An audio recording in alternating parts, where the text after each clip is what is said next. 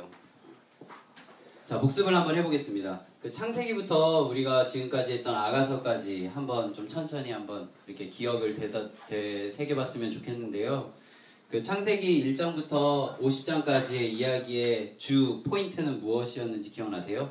그 언약, 약속. 그 1장에서 세 가지로 크게 이야기를 할 수 있는데, 그 중에 우리가 세 번째 다스리라 라는 단어를 기억하셨으면 좋겠어요. 그 다스리라 라는 단어가 우리가 이해하기 쉽게 바꾸어서는 관리하라. 네, 관리하라입니다. 근데 우리나라 사람, 우리 사람들은 하나님이 허락하신 이 피조 세계를 잘 관리했나요? 잘 관리하지 못했습니다. 그래서 하나님이 보실 때에 땅이 오염되어져 가는 것을 보시고, 무엇으로? 죄로 오염되어져 가는 것을 보시고, 노아의 홍수로 그것들을 다시 씻어가는 그런 과정들을 보이십니다. 그때 노아를 통해서 하나님이 언약을 다시 하시고요. 그것의 증거로 무지개를 허락하시죠. 무지개를 허락하시는데, 이 언약은 아담부터 노아까지, 그리고 노아에서부터 아브라함에게까지, 그리고 아브라함에게서 이삭에게로, 이삭에게서 야곱에게로 흘러가는, 창세기는 개인으로 이렇게 흘러가는 약속의 흐름이라는 사실을 기억하시고요. 이 언약의 흐름 안에서 야곱이 한 행동 세 가지가 있습니다. 첫 번째, 어떤 행동을 했죠? 여호와는 나의 하나님이다. 여호와는 하나님이다. 이런 고백을 했습니다. 두 번째, 이 땅이 하나님의 집, 우리의 표현으로 하면 이 땅이 하나님을 예배하는 곳이 된다.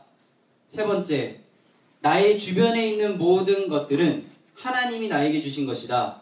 그것에 대한 표현으로 나의 소득의 10분의 1을 하나님께 드린다. 그것은 내 10분의 1을 드리는 것이 아니라 그 10분의 1에 내 모든 것들을 담아 드린다. 하나님 뜻 안에서 주어졌다라는 고백이 이 야곱의 고백 안에 있습니다. 사람에게로 흘러가는 이 이야기가 이제 민족으로 흘러가게 되죠. 이 이야기가 출애굽기인데요. 크게 세 군데의 장소로 설명할 수 있습니다. 첫 번째 장소는 애굽, 두 번째 장소는 광야, 세 번째 장소는 시내 산입니다. 애굽과 광야 사이에는 무엇이 있죠? 홍해가 있습니다. 홍해가 몇 장이에요? 14장입니다. 홍해 앞에선 이스라엘 백성들의 지금 정체성은 어떤 정체성이죠? 종으로서의 정체성입니다. 홍해를 건너므로 이스라엘 백성들은 자유인의 정체성을 갖게 됩니다. 종으로서의 정체성을 갖고 있던 이스라엘 백성들, 뒤로는 애국 군대가 자기들을 잡으러 옵니다. 앞으로는 건널 수 없는 홍해가 있습니다. 이때 하나님께 원망했고요. 모세에게 원망합니다. 그때 하나님께서 모세를 통하여 무엇이라고 얘기하시냐면, 너희는 가만히 있어. 내가 하는 것을 봐라. 내가 너희를 대신해서 싸우겠다. 이렇게 이야기하십니다. 그렇게 하시고 홍해를 건너서 자유인이 된 이스라엘 백성, 우리도 종으로서의 삶을 살아갔는데 자유인이 되어지는 이 홍해 건너의 이야기가 세례라고 표현했습니다. 그 이야기는 고린도전서 10장에 보면 나와 있습니다. 이렇게 자유인이 된 이스라엘 백성들, 광야에서 공급 받기 시작하죠. 배고픈 상황 속에서 하나님께 원망했더니 하나님이 하늘에서 무엇을 주시죠? 만나와 메추라기를 주십니다. 목마르다 하니까 무리바 물을 주시고요. 힘없는 이스라엘 백성들, 아말렉 전투에서 힘없는 이스라엘 백성들에게 힘을 공급하십니다. 이스라엘 백성들 시내산의 19장에 도착하게 되는데요. 19장부터 24장까지 모세가 율법적인 것들을 많이 이제 하나님께 듣게 되고, 24장에서 시내산 언약식을 하게 됩니다. 이때 이스라엘 백성들은 어쩌면 신앙의 상태가 우리가 생각했을 때의 최고점에 있는 그런 너무나도 기분 좋고 뭔가 하나님의 보호하심 아래 있고 이런 개념 안에 있었던 이스라엘 백성들, 시내산 아래에 있었습니다. 모세는 시내산 꼭대기에서 나머지 이제 성막에 대한 이야기들을 이제 25장부터 듣게 되는데요. 32장에서 34장까지 어떤 이야기가 있는지 기억나세요? 금송아지 이야기가 있었습니다. 이 금송아지 이야기는 왜 시작됐냐면 32장 1절에 보면 모세가 내려옴이 더딤을 보고, 그 말은 뭐냐면 이스라엘 백성들의 머릿속에 있는 계획, 난 이 정도에 이쯤에 들어갈 수 있고 이쯤에는 하나님이 약속하신 가나안에 들어갈 수 있어야 하는 계획과 틀어져 가는 것들에 대한 견디지 못함으로 인하여 이스라엘 백성들은 자신을 이끌고 가야 할 신을 다시 만들어내라고 아론에게 요청합니다. 그 상황에서 만든 금송아지, 우상이죠. 그 상황에서 우리가 이 이야기들은 나중에 다 읽어보셨을 것 같고, 이 이유는 왜 있었는지를 이 출애굽기에 있는 흐름 안에서 알 수 있는데요. 32장 앞에 어떤 규례가 있었죠? 안식일 규례가 있었죠. 그리고 34장 지나서 35장 처음에 어떤 규례가 있나요? 안식일 규례가 있습니다. 결국 이 이스라엘 백성들은 하나님 뜻 안에서 잘 쉬지 못해서 하나님 뜻 안에서 잘 안식을 취하지 못해서 이렇게 마음이 급해지고 우상을 만들었다는 것을 성경을 통해 알 수 있습니다. 결국 이스라엘 백성들은 40장에서 성막을 완성하게 되고 그 성막에 여호와의 영광이 충만하였더라, 이런 표현들이 있습니다. 이스라엘 백성들은요, 이 19장부터 민수기 10장까지 시내산에 계속 거하게 되는데요. 이제 레위기에서는 이제 약속의 땅 가나안을 가기 전에 어떻게 가는 것이 바르게 행복하게 잘 갈 수 있는지를 레위기를 통해서 설명을 합니다. 여기서 16장 기억나세요? 16장 대속죄일, 스스로 자신의 모든 죄를 끄집어내서 하나님 앞에 지성소까지 그 죄가 대속되어지는 날, 그 날은 어떤 날이라고요? 안식일 중에 안식일. 정말 안식을 원한다면 우리 안에 있는 정말 남에게 보여줄 수 없는 그런 정말 보여주기에 너무 민망한, 아니 하나님께 드러내기조차도 부끄러운 그것들을 다 끄집어내서 예수 그리스도의 보혈로 완전히 깨끗해지면 우리 안에 안식일 중에 안식일, 참 안식을 얻을 수 있다는 것을 이 레위기 16장을 통해서도 알 수 있습니다. 레위기 16장을 통해서 우리는 이 시내산에서부터, 시내 광야에서부터 가나안까지 가는 이 여정에 있어 행복하게 가는 방법들에 대해서 배우게 됩니다. 요지는 무엇입니까? 하나님의 명령대로 하면 살고 하나님의 명령을 거부하면 죽는다 라는 것을 우리는 레위기서를 통해서 알 수 있습니다. 이제 민수기에서 본격적으로 이 가나안을 가기 위한 준비를 하게 되는데요. 민수기서에서는 인구조사를 크게 2번 하는데요. 첫 번째 인구조사는 1장에서 합니다. 두 번째 인구조사는 26장에서 하게 되죠. 왜 인구조사를 이렇게 짧은 기간 안에 2번 했냐면 25장에 어떤 사건 때문이었죠? 시띠 무맹 사건 때문입니다. 시띠 무맹 사건. 시띠 무맹 사건은 왜 일어나게 됐죠? 22장에서 24장에 누구와 누구의 만남? 발람과 발락의 만남. 발람은 사실 22장에서 24장까지 축복만을 합니다. 그런데 알고 보니 민수기 31장에 보면 이 시띠 무맹 사건이 발람의 꾀에 의해 나왔다라는 것을 우리는 알 수 있습니다. 그리고요, 가나안 땅에 들어가야 되는데, 그 얘기 아니구나.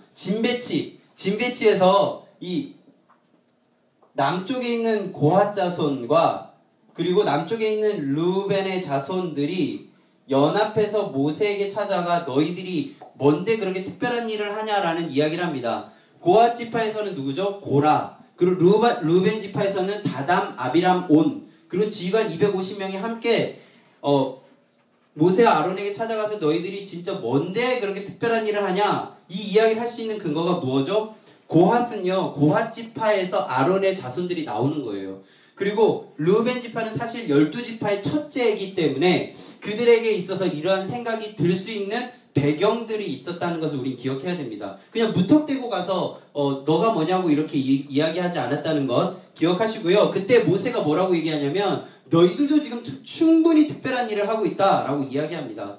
그것을 본 하나님이 뭐라고 얘기하시죠? 그 장막에서, 고라의 장막에서 떠나라 라고 이야기했습니다. 레위기를 기억하시면요, 하나님이 명령한 대로 하면 살고 그렇지 않으면 죽습니다. 그때에 떠났던 사람들은 살았겠죠. 그렇지 않으면 그 자리에 있었던 사람들은 땅이 갈라지고 그 안에 삼킨 바 되었다라고 성경은 기록하고 있습니다.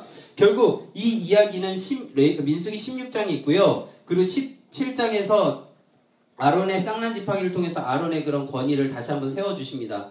여기서 이스라엘 백성들은 약속의 땅 가나안으로 들어가야 되는데 40년 동안 왜 방황이라고 표현하지만 저는 훈련이라는 표현을 쓰는데요. 이 40년 동안 왜 그런 훈련을 받았는가? 13장과 14장에 나와 있습니다. 요지는 무엇입니까? 이스라엘 백성들, 남자만 60만 명이나 되는 이스라엘 백성들, 하나님 바라본 것이 아니라 사람을 바라봤다는 겁니다.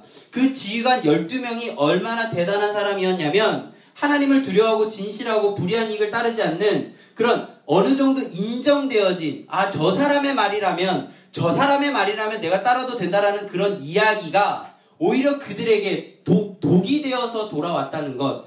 우리가 바라봐야 될 것은 사람의 입이 아닙니다. 하나님이라는 것입니다. 그것을 훈련받는 40년을 보내고 이스라엘 백성들은 본격적으로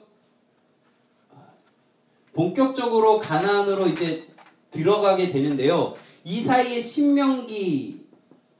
신명기가 기록되어집니다. 신명기는 모세의 유언 같은 글이죠. 크게 세 가지로 이야기할 수 있습니다. 예배에 대한 것, 사회에 대한 것, 그리고 공직자에 대한 것입니다. 첫 번째, 예배에 대한 것 어떻게 해라? 택하신 곳에서 남녀노소 지위와 상관없이 모두 다 함께 모여 즐겁고 행복하게 예배해라. 그렇게 했습니다. 두 번째, 사회생활 어떻게 하라고 그랬죠? 약한 자를 보호해라. 그리고 인간의 존엄성을 고려해라. 세 번째, 공직자에 대한 것은 형제 중에서 세워라. 왜냐하면 교만하면 안 되기 때문에 그 이야기를 하고 모세는 죽게 되죠. 모세에게서 지휘권이 이제 여호수아에게로 넘어갑니다.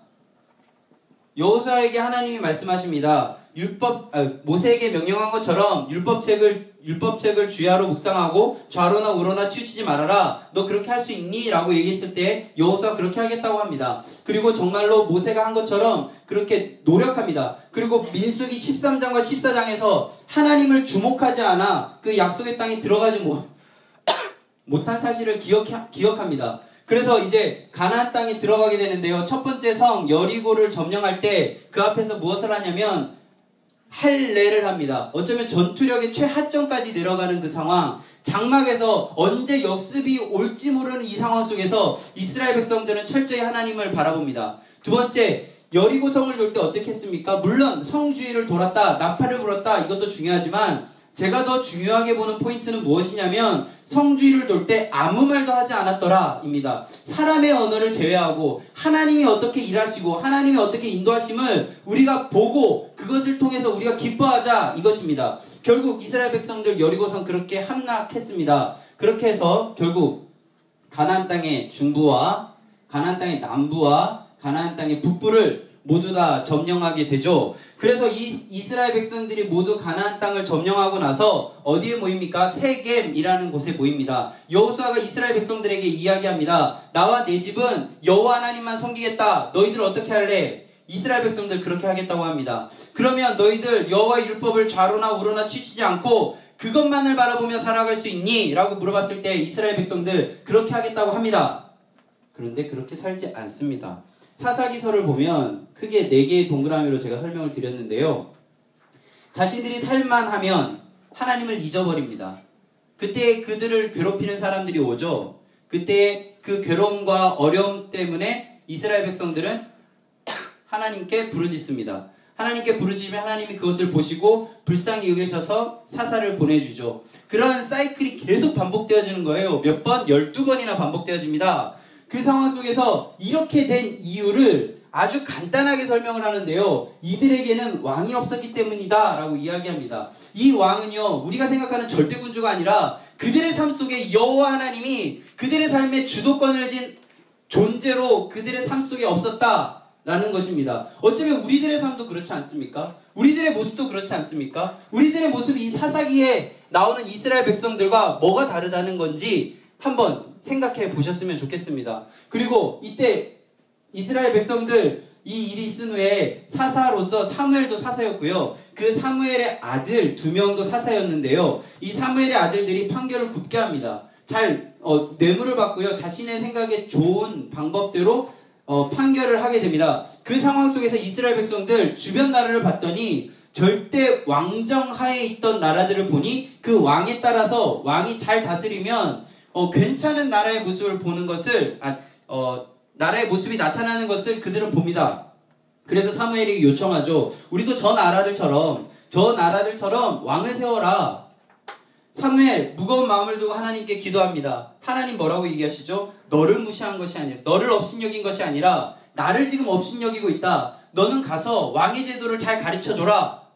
사무엘 무거운 마음을 갖고 그들에게 찾아가 왕의 제도에 대해서 이야기하고 왕을 세우는데요. 처음에 세운 왕이 누구였죠? 사울입니다. 사울은 굉장히 겸손한 사람입니다. 사람의 눈으로 봐도 왕이 될 법한 사람인데 자기 자신은 왕이 될 수 없다라고 생각을 합니다. 내가 과연 왕이 될 수 있을까? 나의 그 상황들을 봤을 때 나는 왕이 될 수 없는 사람이야 라고 이야기하면서 제비 뽑는 그 순간에 짐꾸러미 뒤에 숨어 있습니다. 결국 사울은 이런 겸손함을 갖고 있었던 사람입니다. 그런데 사울에게 권력이 주어지고요. 사울이 전쟁 이런 것들을 겪어가면서 그의 마음 가운데 교만이 들어가게 됩니다. 자신을 위한 이름을 세운 기념비를 세우게 되고요. 자신의 계획대로 전쟁을 나가야 되는데 더디 오는 사무엘의 모습을 보고 자기가 번제를 월권해버리는 그런 뭔가 자신의 계획대로 해나가는, 심지어는 아말렉을 다 전멸해라라고 하나님이 이야기하셨는데 자신에게 어느 정도 필요한 왕족들이나 귀족들을 남겨둡니다. 자신에게 필요한 어떤 존재들을 남겨놓는다는 것을 우린 기억해야 됩니다. 그래서 이 상황으로 여호와의 영이 떠나고 그 자리에 악령이 들어가게 됩니다. 여호와의 영이 떠나고 누구에게 들어가게 되죠? 다윗에게 들어가게 됩니다. 우리가 생각할 때는 다윗, 여호와의 영이 임했으니 그가 이제 승승장구해야 된다라고 생각하죠. 그러나 우리는 잘 알고 있습니다. 사무엘상 뒷부분에 보면 다윗은 끊임없이 도망자의 인생이라는 것, 여호와의 영이 임했는데 그 인생은 도망자의 인생이라는 것, 세상의 눈으로 바라볼 때 좀 안 좋아 보이는 모습이라는 것을 기억해야 됩니다. 두 번째 기억해야 되는 것은 다윗이 그 마음을 끝까지 지켰다는 겁니다. 자신들의 식솔이 뒤에 있는데 그 식솔을 지키기 위해서 다른 나라 왕 앞에 가서 미친 채 해야 되는 그 상황이 될 때까지도 여호와 하나님을 향한 그 마음을 끝까지 지켰다는 것, 우리는 그것을 기억해야 됩니다. 그래서 사무엘 상이 끝나고요. 사무엘 하에서 이제 다윗은 마음을 지켜서 왕이 되죠. 왕이 되면 이제부터는 이제부터 다윗이 정말 행복하고 너무나도 좋고 그의 삶 가운데 평안함만 있었으면 좋겠는데 그가 무엇에 넘어지게 됩니까? 11장에서 안목의 정욕에 넘어가게 됩니다. 밧세바를 바라보면서 그의 마음 가운데 넘어짐이 한 번 또 있습니다. 여기서 중요한 것은 다윗이나 사울이나 다를 바가 없다는 겁니다. 권력에 대한 욕심이나 아니면 여성을 바라보는 그런 안목의 정욕이나 똑같은 욕심이고 하나님이 볼 때 다 안 좋은 죄악이라는 것을 우린 기억해야 됩니다. 다윗은 좀 괜찮고 사울은 진짜 극악무도하고가 아니라 사울이나 다윗이나 똑같다는 사실 우리는 기억해야 됩니다. 여기서 중요한 것은 사울은 하나님께 마음을 돌이키지 않았고 다윗은 하나님께 마음을 돌이켰다는 겁니다. 하나님께 마음을 돌이키고 다윗은 사무엘하 마지막에 기름 부음 받은 자라고까지 인정받게 됩니다. 그런데 아쉬운 것은요, 하나님께 마음을 돌이켰지만 그 다윗이 지은 죄에 대한 대가, 감사합니다. 죄에 대한 대가는 받는다는 겁니다. 하나님 앞에 기도하고 회개하고 그러면 내 모든 것들은 연필로 써서 지우개로 깨끗이 지워지는 그런 게 아니라 그것에 대한 죄의 대가는 받습니다. 그렇지만 중요한 것은 하나님의 품 안에서 떠나진 않는다는 사실, 그게 중요한 겁니다. 그래서 열왕기상으로 넘어가면 열왕기상에는 많은 왕들의 이야기가 나오죠. 그 왕들의 이야기의 키포인트는 무엇이었습니까? 하나님 편에 서면 선한 왕, 하나님 편에 서지 않으면 악한 왕이었습니다. 우리가 주목하는 왕 한 명 있습니다. 므낫세 55년 동안 통치했습니다. 그 왕이 어떻게 통치했는지 우리는 잘 모르지만 55년 동안 통치되어졌다는 것은 사람들에게 인정받았다는 55년이 있었다는 겁니다. 어쩌면 우리가 볼 때는 므낫세의 그 시간 너무나도 좋은 시간이었을 겁니다. 그 55년의 통치를 이루어갈 수 있었던 것은 성경 보시면 아시겠지만 하나님을 선택한 것이 아니라 그의 마음 가운데 강한 나라 아수르를 선택했습니다. 아수르가 그의 뒤에 있었기 때문에 그를 어찌할 수 없었습니다. 아수르를 선택한 것, 사람의 눈으로 볼 때 정말 탁월한 선택, 정말 어린 왕이 아버지 히스기야의 그런 것들을 저버리지 않고 그 왕의 그것을 이어갈 수 있는 탁월한 선택이었습니다. 그런데 하나님의 눈으로 볼 때는 어떻습니까? 악합니다. 우린 그걸 기억해야 됩니다. 그래서 열왕기 상하 전체에 이런 이야기들이 있고요. 역대 상하에 보면 다시 한번 왕에 대한 이야기가 반복되어지는데 이 이야기는 무엇입니까? 바벨론에 잡혀갔던 이스라엘 백성들이 다시 유다 땅으로 돌아와야 되는데 그들의 마음 가운데 정체성이 필요하고 그들의 마음 가운데 자긍심이 필요했기 때문에 그들의 왕들, 그들의 선조들이 어떻게 살았는지를 설명하고 그들에게 마음 가운데 민족의 자긍심, 신앙의 결속을 다지기 위한 것입니다. 키포인트는 무엇입니까? 어려운 상황 속에 그들은 하나님께 기도하고 예배했더라입니다. 아사왕, 구스사람 세라가 엄청난 대군을 몰고 옵니다. 그때 아사는 어떻게 기도하죠? 강한 자와 약한 자 사이에는 주밖에 없다라고 기도합니다. 여호사밧 삼국이 연합해서 옵니다. 그때 기도합니다. 뭐였지? 20장 12절. 아, 갑자기 생각이 안 나네요. 한 줄을 쉬면 안 돼요. 우리 찾아서 한번 읽어볼까요? 대하 20장 12절.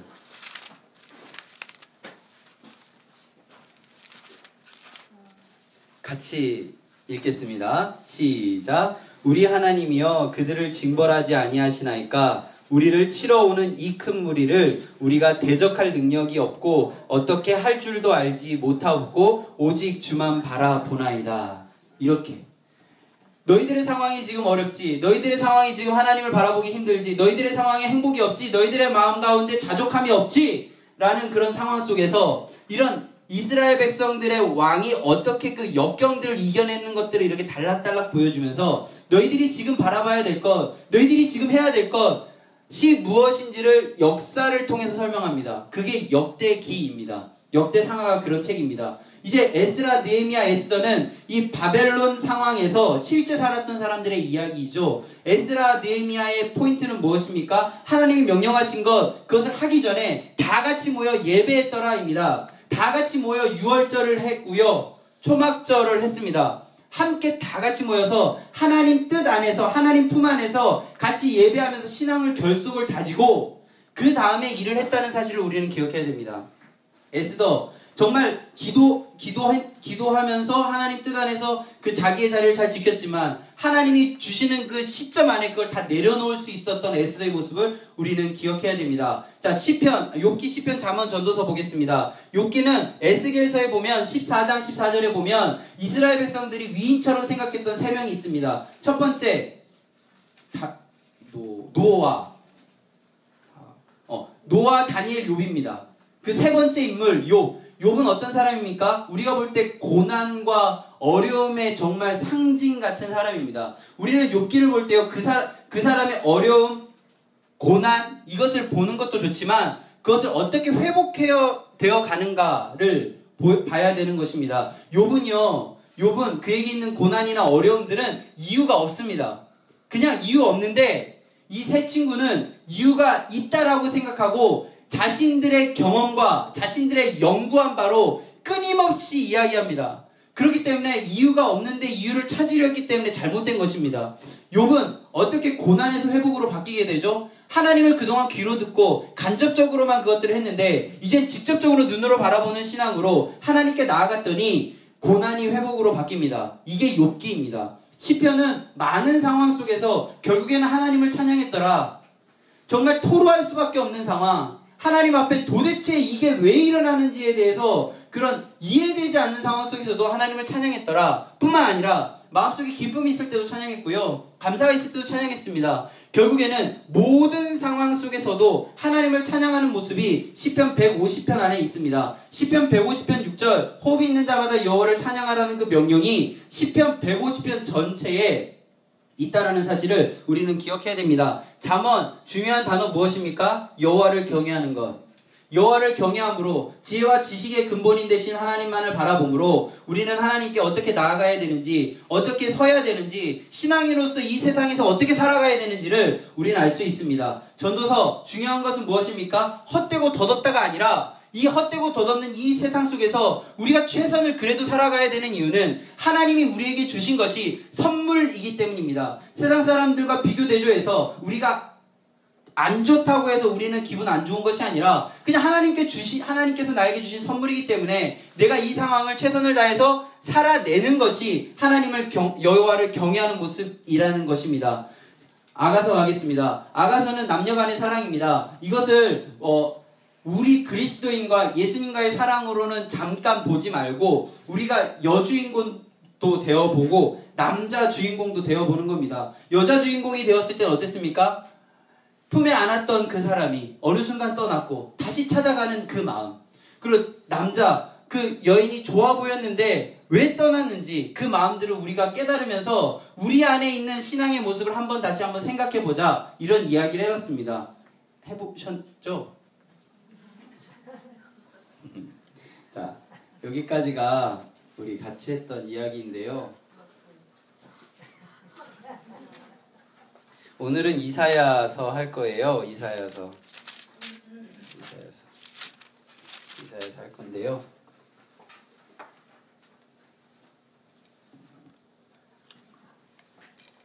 이사야서는요,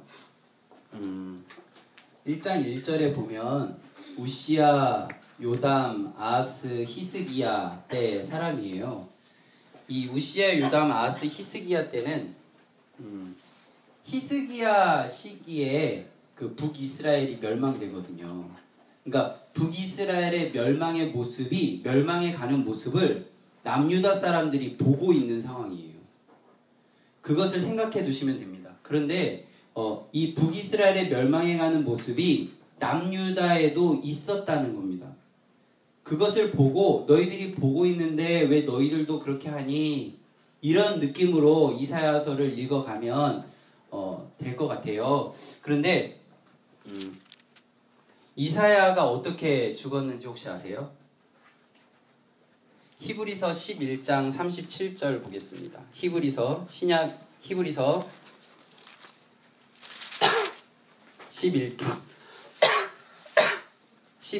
37절 같이 읽을까요? 히브리서 11장 37절. 자, 네, 같이 읽을게요. 시작. 돌로 치는 것과 톱으로 켜는 것과 시험과 칼로 죽임을 당하고 양과 염소의 가죽을 입고 유리하여 궁핍과 환난과 학대를 받았으니. 이렇게 어떻게 죽었을까요? 이 중에 하나예요. 이사야는요, 톱으로 켜서 죽음을 당했대요. 그렇게 순교를 당했대요. 그런 이사야, 이 히브리서 11장은 나중에 후반기 때 같이 볼 건데요. 그냥 쓰여진 것이 아니라 구약의 인물들이 어떻게 죽었는지, 그리고 신약의 그 당시에 순교자들이 어떻게 죽었는지를 상세히 설명하고 있는 거거든요. 그래서 이사야는 그렇게 살았던 사람입니다. 이사야가 한 이야기들 사람들 잘 들었을까요?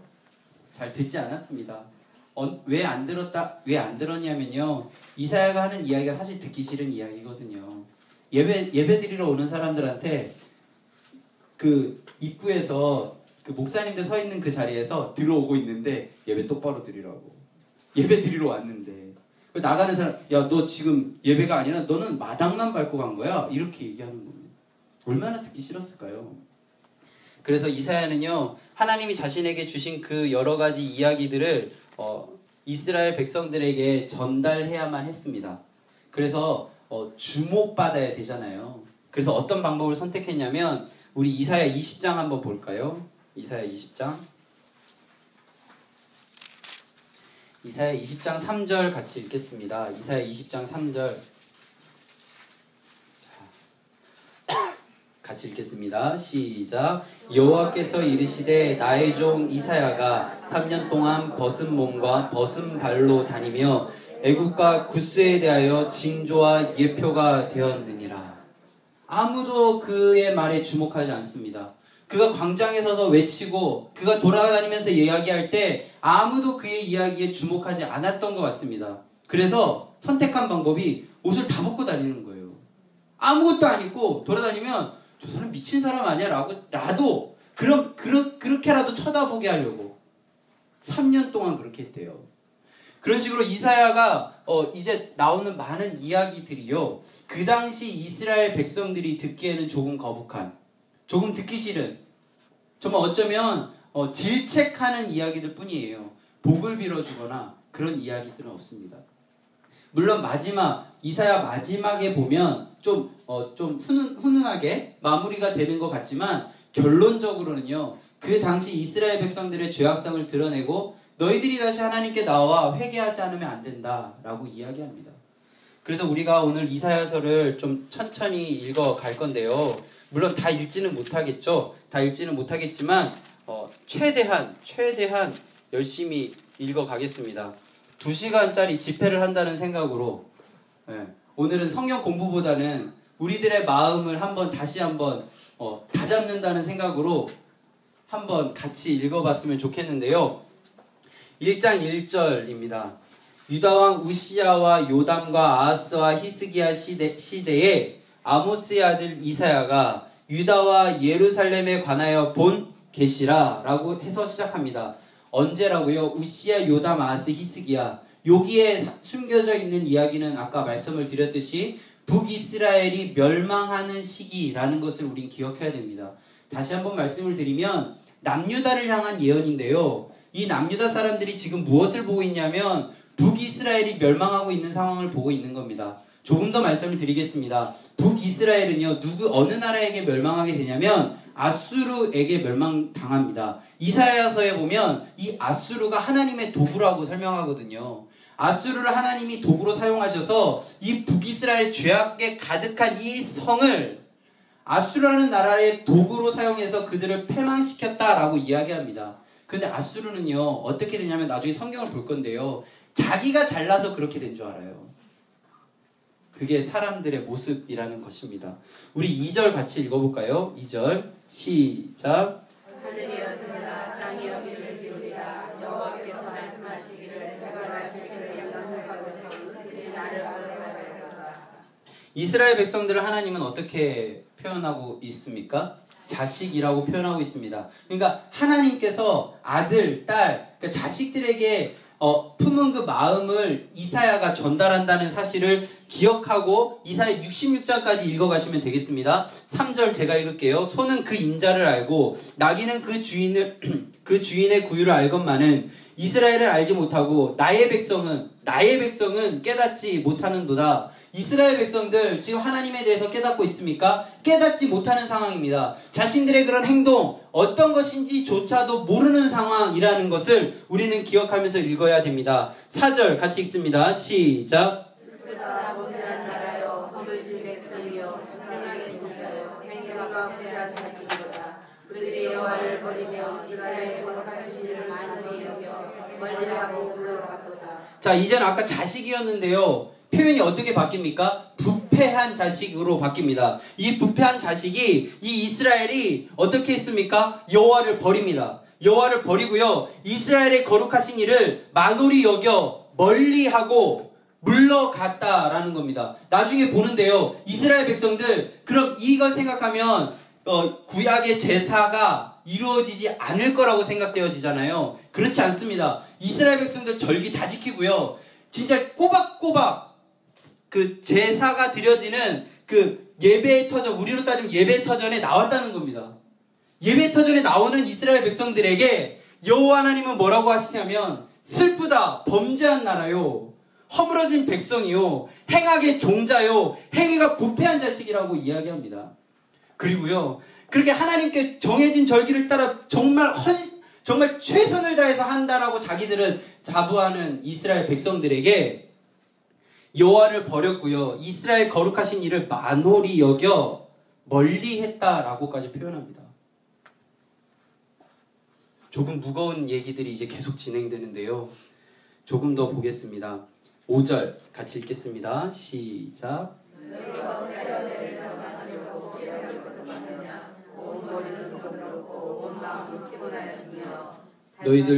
너희들 도대체 언제 더 어떻게 해야 말 들을래? 이런 겁니다. 부모의 심정이 좀 느껴지시면 좋을 것 같아요. 6절 같이 읽습니다. 시작. 발바닥에서 머리까지 성한 곳이 없이 성한과 거짓과 새로 맞은 종들은 그것을 자연스레 기름으로 부드럽게 함을 관심하였도다. 7절 너희의 땅은 황폐하였고 너희의 성읍들은 불에 탔고 너희의 토지는 너희 목전에서 이방인에게 삼켜졌으며 이방인에게 파괴된 같이 황폐하였고 딸 시온은 포도원의 망대같이 참외밭의 원두막같이 에워싸인 성읍같이 겨우 남았도다. 9절 시작. 만군의 여호와께서 우리를 위하여 생존자를 조문하게 하지 아니하였으면 우리가 소돔과 고무라 같이 원래 완전히 진멸될 성의 상황이라는 거예요. 지금 이스라엘 백성들은 다시 한번 말씀드리면 지금 죄악의 상황이 북이스라엘 상황과 다를 바가 없어요. 그런데 그들은 어떠냐면요.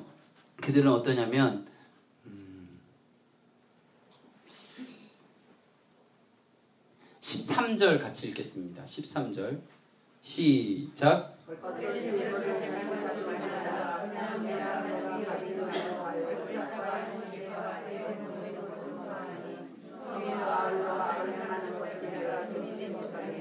부정적인 표현 말고 여기서 이스라엘 백성들은 어떻게 했습니까? 여기 월삭, 안식일, 대회, 그런 정해진 것, 율법의 모의라고 정해진 것, 그리고 그들 안에 신앙의 결속을 다지기로 한 것 다 했어요.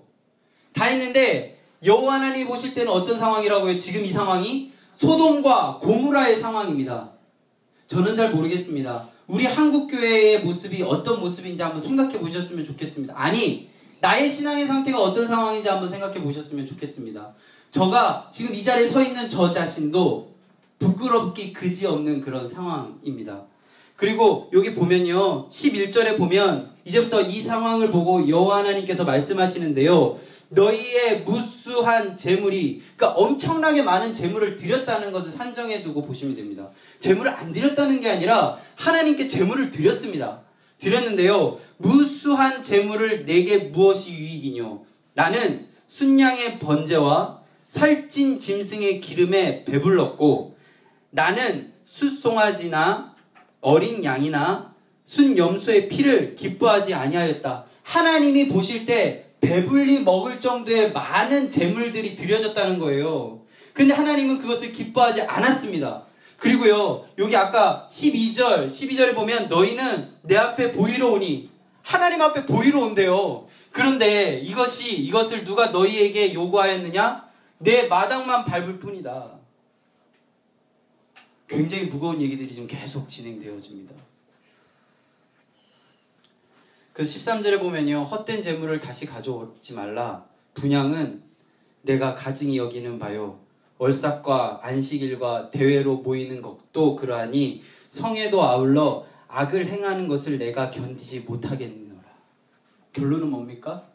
필요 없다는 거예요. 너희들 그런 마음으로 오면 필요 없다는 거예요.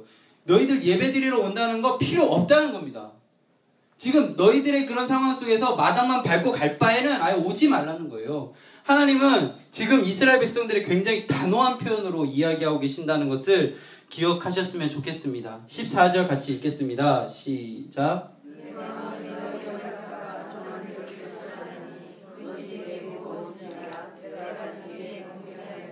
15절 시작.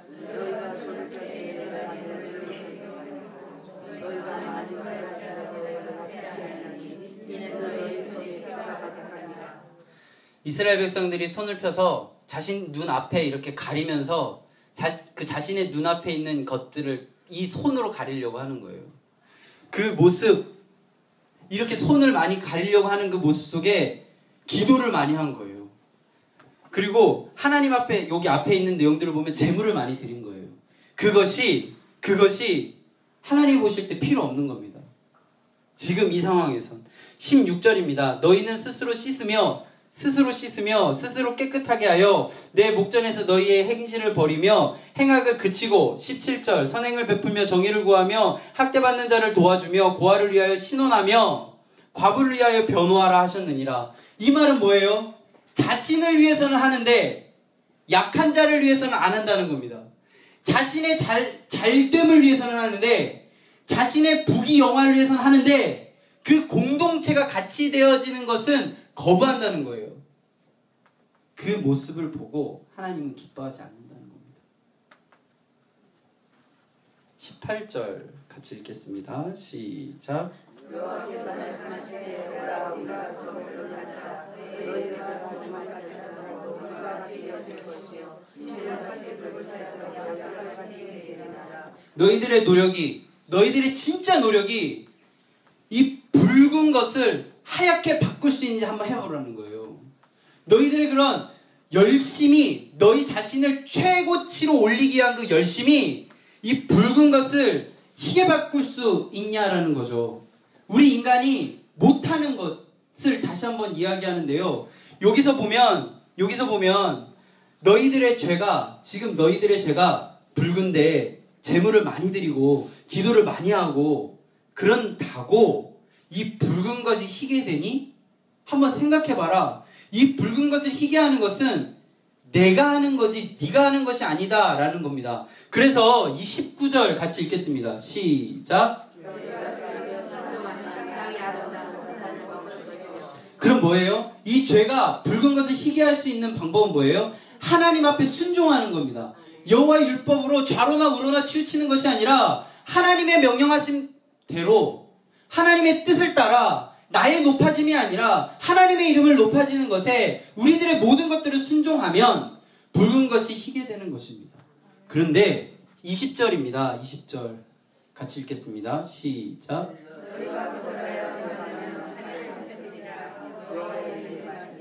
배반하면 결론은 뭡니까? 너희들은 죽게 된다 이것입니다. 굉장히 무거운 이야기죠. 21절 신실한 성읍이 어찌하여 창기가 되었고 정의가 거기에 충만하였고 공의가 그 가운데 거하였더니 이제는 살인자들 뿐이로다.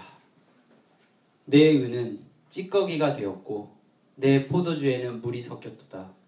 내 고관들은 폐역하여 도둑과 짝하며 다 뇌물을 사랑하며 예물을 구하며 고아를 위하여 신원하지 아니하며 과부의 송사를 수리하지 아니하는도다.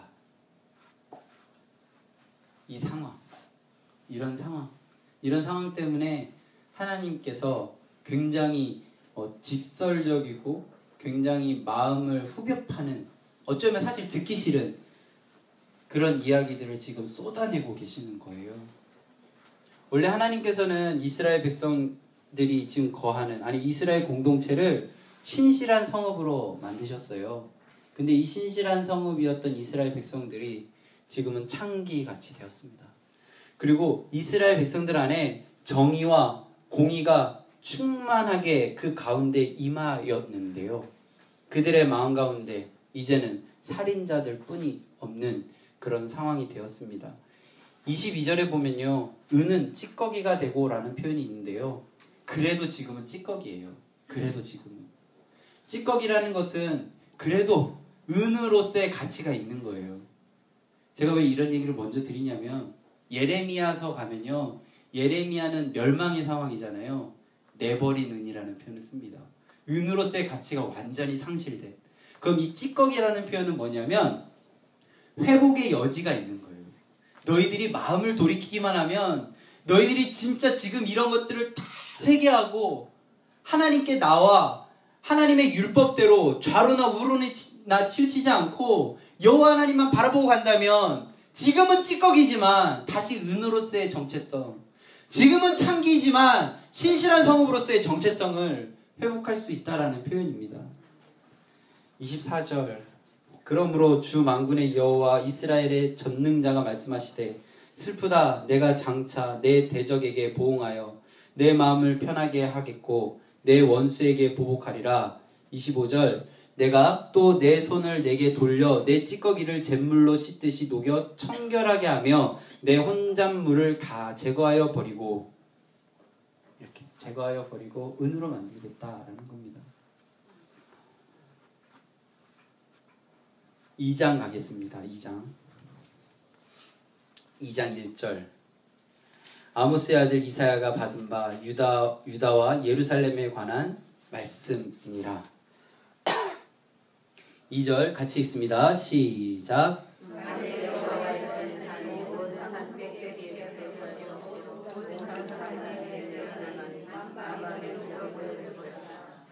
3절 시작.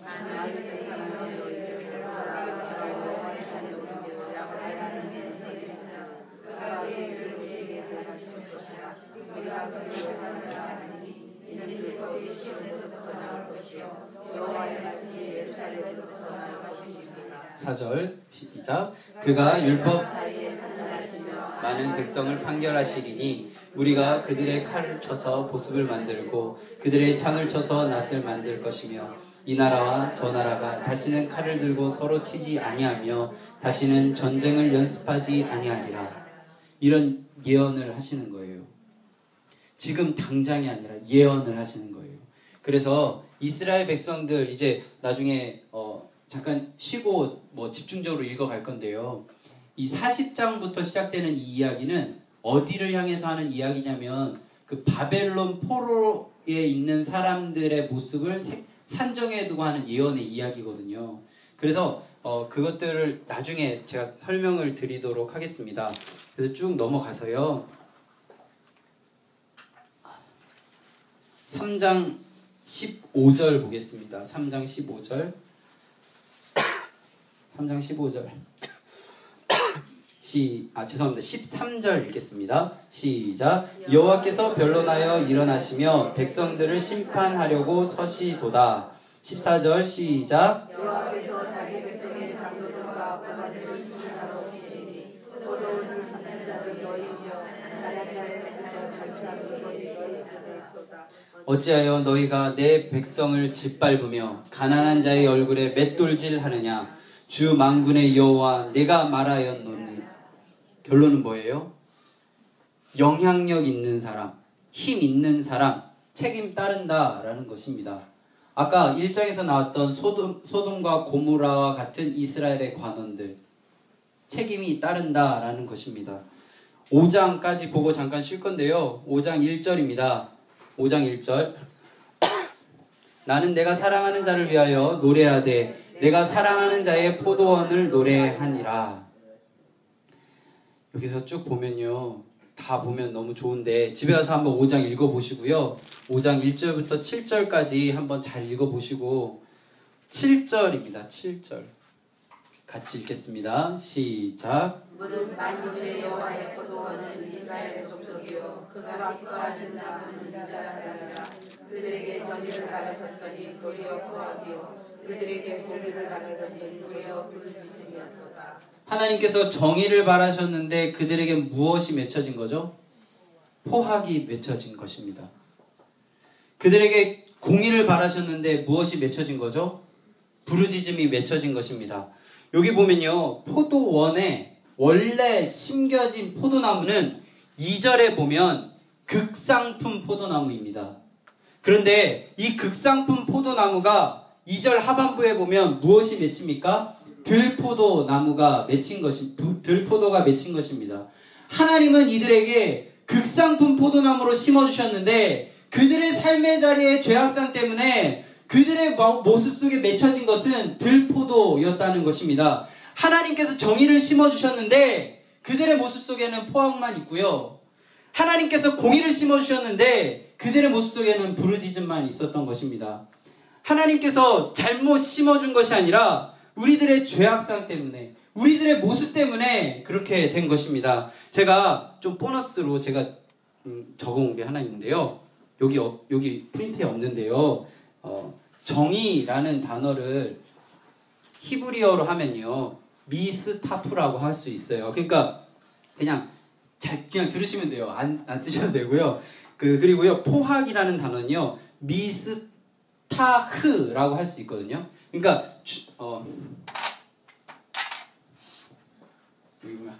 한국어로 써볼게요. 미음 그리고 시옷 이게 정의예요. 정의. 그리고 포학은요. 미음 시옷 피읍 이렇게. 그러니까 헬라어로 이거나 비슷한 거예요. 그러니까 언어 유희를 사용했다는 거죠. 그리고 더 재밌는 건요.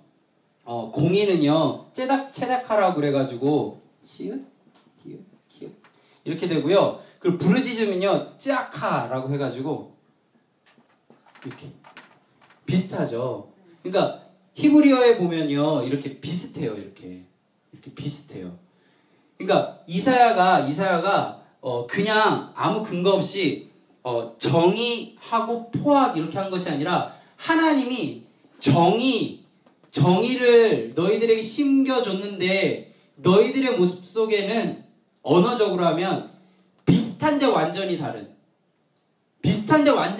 포악이 생겼구나. 하나님께서 공의를 심어주셨는데 언어적으로 보면 비슷한데 완전히 다른 부르짖음이 너희들 안에 있구나 라는 것입니다.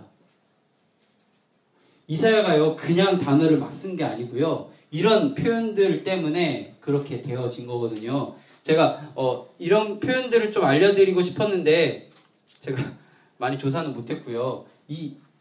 이것만 오늘 알려드릴게요. 그래서 5장에서 우리가 기억해야 되는 건 무엇입니까? 하나님이 우리들에게 극상품 포도나무를 심어줬구나. 그런데 우리들의 모습에는 들포도가 맺혀졌구나. 그래서 하나님이 마당만 밟지 말라고 했구나. 그래서 하나님이 너희들의 노력으로 붉은 것을 흰 것으로 할 수 있는지 한번 해보라고 했구나.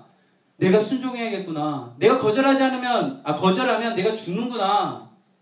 하나님은 나에게 원하시는 것은 정인데 왜 내 안에 포악이 있는지, 비슷한데 다른 그것이 왜 나에게 있는지 한번 생각해 보셨으면 좋겠습니다.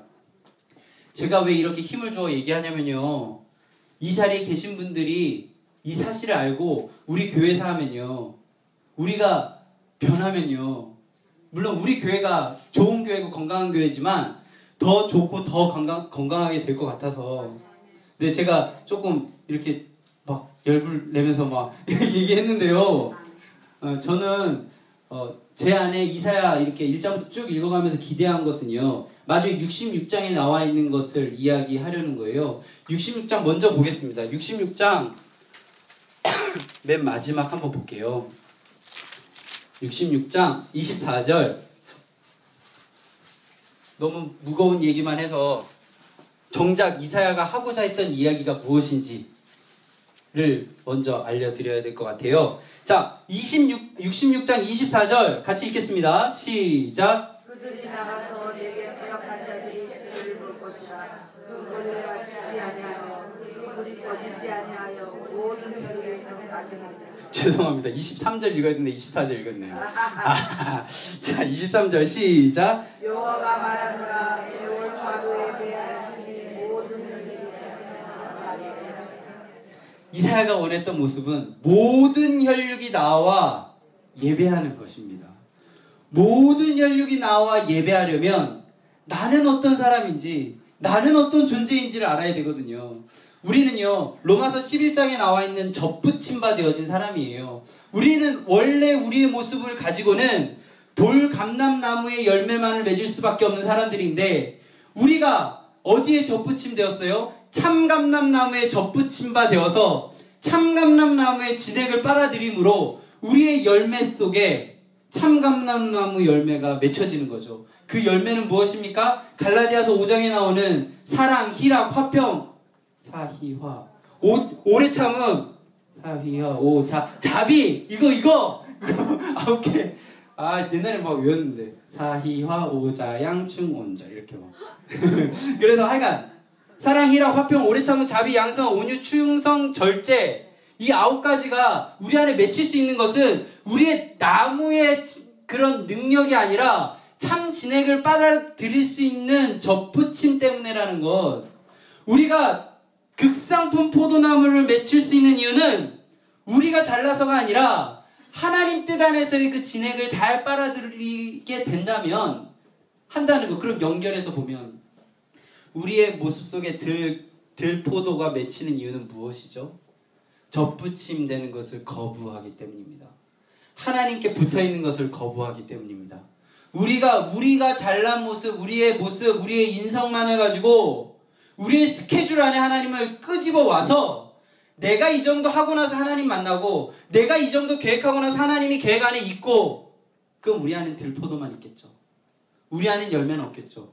그런데 하나님이 무엇을 원하시는지 관심을 갖고 하나님이 나를 통해 어떤 일을 하시고자 하시는지 관심을 갖는다면 세상의 우열 아무 상관없습니다. 세상의 높고 낮음 아무 상관없습니다. 하나님이 나에게 주신 선물 바라보고 하나님이 나에게 주신 것들 바라보면서 행복하고 즐겁게 결국에는 극상품 포도나무를 맺는 우리 안에 정의와 공의가 가득한 그런 모습들이 우리 안에 있지 않을까요? 저는 그렇게 믿고 있습니다. 그래서 우리들의 이 작은 몸부림들이 하나님이 보실 때 귀 있으셔서요.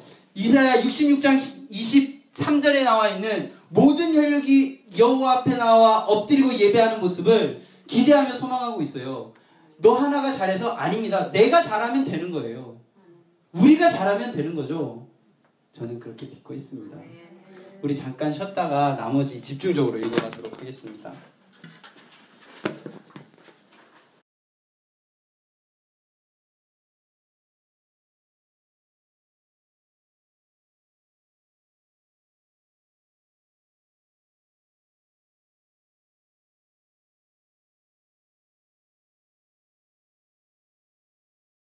오 장 7절까지 읽었습니다. 이사야 5장 8절부터 보면 8절 마지막 부분에 보면 화 있을진저라고 보이시죠?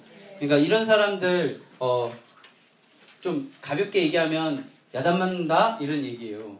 그리고 좀 무겁게 얘기하면 너희들 큰일 난다, 너희들 죽을 수도 있다 이렇게 얘기하는 거예요. 하나님이 보실 때 좋지 않은 모습이라는 거죠. 한번 보겠습니다. 이 사람들은요, 그 당시 이스라엘 백성들의 권력자들의 모습입니다. 자, 8절. 가옥에 가옥을 이으며 전토에 전토를 더하여 빈틈이 없도록 하고 이 땅 가운데서 홀로 거주하려 하는 자, 화 있을진저. 8절이요. 5장 8절. 결론은 무엇입니까? 이스라엘 백성들에게 하나님이 율법을 허락하실 때 이 땅은 너희들의 땅이 아니다, 내 땅이다. 땅에 대한 개념을, 소유권에 대한 개념을 개인권으로 두지 않고 하나님 것이라고 하는 율법들이 있어요. 그런데 왜 그것을 무시하고 너희들의 소유 늘리기에 급급해 있니? 그런 유대 땅에 있는 권력자 너희들 화 있을 거야 라고 이야기하는 겁니다. 11절 보겠습니다. 아침에 일찍 일어나 독주를 마시며 밤이 깊도록 포도주에 취해 있는 자들 화 있을 것이다 라고 이야기합니다. 이 말의 의미는 뭐냐면 아침 일어나 독주를 마십니다. 아침에 일어나 술 먹는 것도 물론 안 좋지만, 건강상으로도 안 좋지만, 무엇입니까? 아침에 일찍 일어나서 우리는 하나님의 기준에 살아가야 하는 우리는 무엇을 해야 되는 겁니까? 하나님을 찾아야 되죠. 그리고 우리가 하루에 그것을 마무리할 때 우리는 어떻게 해야 됩니까? 하나님을 찾아야 되죠. 그런데 그렇게 하지 않는 자들 화 있을진저입니다. 18절 보겠습니다. 거짓으로 끈을 삼아 죄를 끌며 술의 줄로 함같이 죄악을 끄는 자 화 있을진저. 이 내용은 제가 크게 설명 안 해도 될 것 같고요. 20절입니다. 악을 선하다 하며 선을 악하다 하며 흑암으로 광명을 삼으며 광명으로 흑암을 삼으며 쓴 것으로 단 것을 삼으며 단 것으로 쓴 것을 삼는 자 화 있을진저. 이거는 제가 주목해서 봐야 되는, 잊어버리면 안 되는, 깨닫지도 못하는데 깨닫는 척하는 저의 모습을 많이 보거든요. 이해되지 않는데 이해되는 척하는 그런 모습. 나중에 이거 잘해서 나중에 목사가 됐을 때는 그렇게 안 하겠습니다. 21절입니다. 스스로 지혜롭다 하여 스스로 명철하다 하는 자 화 있을진저. 여호와를 경외하는 것이 지식의 근본입니다. 여호와를 경외하는 것이 지혜의 근본입니다. 그런데 이들의 삶 가운데는 여호와를 경외하는 마음이 없다는 거죠. 여호와를 공경하고 여호와를 두려워하는 마음이 없다는 거죠. 스스로 내 권력과 나의 힘 안에서 스스로 자랑하고 지혜롭다 하고 명철하다 하는 그런 자 화 있을진저. 22절입니다. 포도주를 마시기에 용감하며 독주를 잘 빚는 자 화 있을진저. 잘못된 일에 용감한 사람들 화 있을 것이라는 것입니다. 혹시 여기에서 이 사람 술 좀 안 먹었으면 좋겠다 할 때 이런 것들 인용하지 마시고요. 이것의 의도는 무엇이냐면 잘못된 것에 용감한 사람들이에요. 잘못된 일에. 그 잘못된 일은 무엇입니까? 하나님의 기준이 아닌 사람의 기준으로 용감한 거죠. 그 용감하게 될 수 있는 힘은 무엇입니까? 자신의 권력과 자신의 재능과 자신의 나아 보임이 그들이 용감해질 수 있는 거죠. 나는 이 정도 해도 돼, 나는 이 정도 할 수 있어 라고 이야기하는 자 결국에는 화 있을 것입니다. 잠언 16장 18절인가요? 교만은 패망의 손목입니다. 거만함은 넘어짐의 앞잡입니다 라고 하나님이 잠언을 통해서 우리에게 이야기하고 계시는 것을 우리는 이 이사야 5장 22절과 함께 이어서 생각하면 좋을 것 같습니다. 6장 가겠습니다. 6장은요, 드디어 이사야가 소명을 받습니다. 언제 소명을 받냐면 6장 1절에 보면 우시야 죽던 해에 소명을 받습니다. 이사야 6장 1절 제가 먼저 좀 읽어보겠습니다. 우시야 왕이 죽던 해에 내가 본즉 주께서 높이 들린 보좌에 앉으셨는데 그의 옷자락은 성전에 가득하고 스랍들이 모시고 섰는데 각기 7 날개가 있어 그 둘로는 자기 얼굴을 가리고 그 두 발로는 그 둘로는 자기 발을 가리우고 그 둘은 날며 이들에게 6 날개가 있는데요. 여호와 앞에 있어요. 여호와를 자신의 눈으로 보기에 너무나도 거룩하고 너무나도 영화롭기 때문에 그 첫 번째 2개의 날개로 눈을 가립니다. 그리고 자신의 발을 하나님께 보여드리기 너무 송구하여서 내가 걸어갔던 모습들이 하나님께 드러나니 너무나 송구해서 두 번째 날개 2개의 날개로 다리를 가립니다. 나머지 날개로 열심히 날면서 뭐라고 이야기하냐면요. 3절 서로 불러 이르되 거룩하다 거룩하다 거룩하다 만군의 여호와여 그의 영광이 온 땅에 충만하도다 이렇게 이야기합니다. 그 스랍들 사이에서 5절입니다. 같이 읽겠습니다. 시작. 그때 내가 말하되 하도다 나여 망하게 되었도다. 나는 입술이 부정한 사람이요 나는 입술이 부정한 백성 중에 거절하면서 만군의 여호와의 신앙을 배웠음이로다 하였더라. 여기서 나는 이사야입니다. 이사야가 여호와 하나님 앞에 섰을 때에 뭐라고 고백합니까? 나는 입술이 부정한 사람입니다. 나는 입술이 부정한 백성 중에 거주하고 있습니다. 만군의 여호와이신 왕을 지금 내가 배웠습니다. 라고 이야기할 때 이스라엘 6절에 보면 그때 그 스랍 중에 하나가 부젓가락을 제단에서 집은 바 핀 숯을 손에 가지고 내려와서 어떻게 합니까? 7절에서 그것을 내 입술에 대며 이르되 보라 이것이 내 입에 닿았으니 내 악이 제하여졌고 내 죄가 사하여졌다 라고 이야기합니다.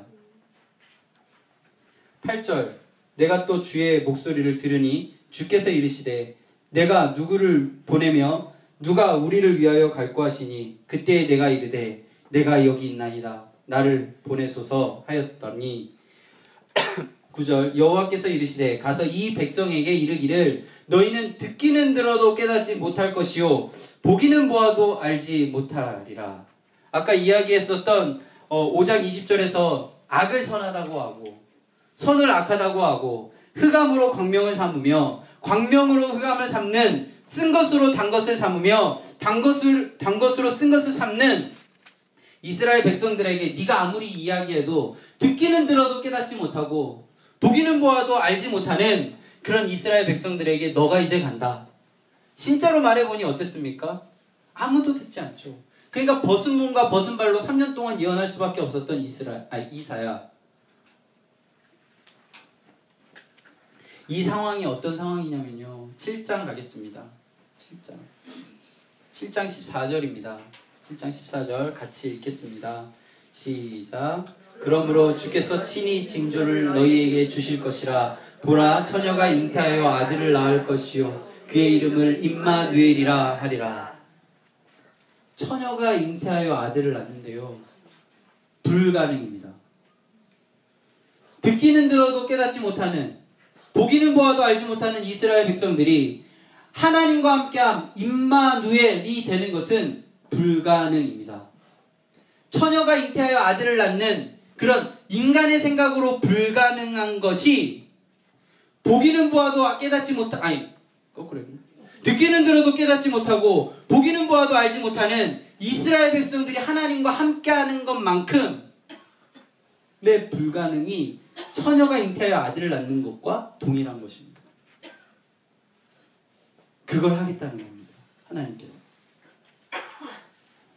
죄인인 우리를 하나님의 품으로 인도하는 것이 처녀가 잉태하여 아들을 낳는 것과 동일한 것입니다. 죄인인 우리를 하나님 품에 데려다 놓는 것이 이 이스라엘 백성들 듣기는 들어도 깨닫지 못하고 보기는 보아도 알지 못하는 이 이스라엘 백성들이 하나님과 함께하는 것과 동일한 것입니다. 이런 우리가 어떻게 하나님 앞에 설 수 있겠습니까? 우리가 어떻게 은혜의 보좌 앞으로 갈 수 있겠습니까? 불가능이죠. 우리가 어떻게 로마서 8장 15절에 나와 있는 양자의 영을 받겠습니까? 불가능이죠. 그 불가능을 가능으로 바꾸시겠다는 겁니다. 저는요, 이사야서를 막 이렇게 숨가쁘게 읽어오다가요, 이 7장 14절에 딱 도착하면 그래도 마음이 조금 이렇게 좀 휴라는 그런 생각이 들어요. 그래도 우리들의 모습은 이 이스라엘 백성들하고 크게 다르지 않다는 것을 기억했으면 좋겠습니다. 여기 보시면요, 다음 장에 보시면 제가 임마누엘에 대한 이야기를 잠깐 처음에 되게 길게 썼는데 짧게 정리를 했는데요. 보시지 않아도 되는데요. 여기 보면 8장 8절에 보면 위협적인 문맥이라고 되어 있는데요. 8장 8절 한번 봐볼까요? 위협적인 문맥이 도대체 무엇일까? 8장 8절 시작.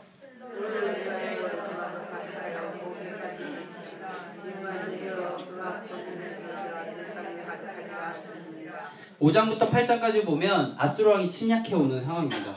그 이스라엘 백성들이 위협적인 상황, 그들의 삶이 위협적인 그 상황 속에서도 어떻게 한다고요? 임마누엘 하신다는 겁니다. 하나님이 함께 하신다는 겁니다. 8장 10절 같이 읽겠습니다. 시작.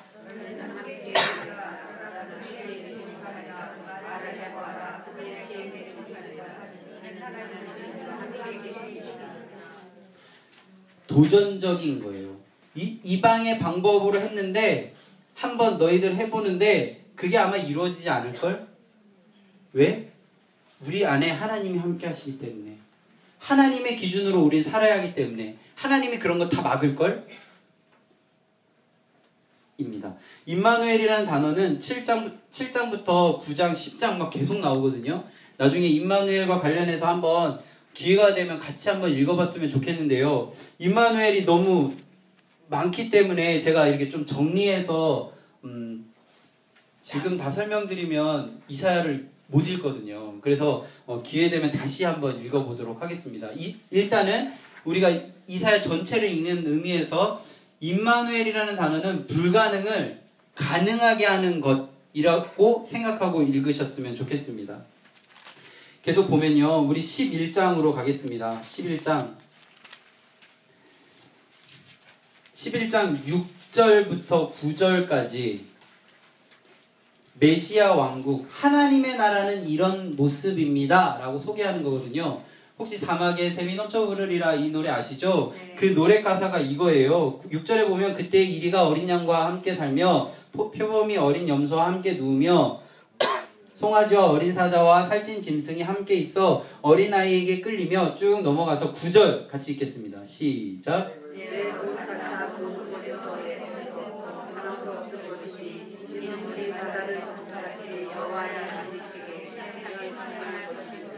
여호와의 영광이 물이 바다 덮음같이 세상에 충만하게 되는 것, 하나님의 나라가 뭔가 별천지가 아니라 이 땅에 그렇게 임하는 것을 얘기하는 것입니다.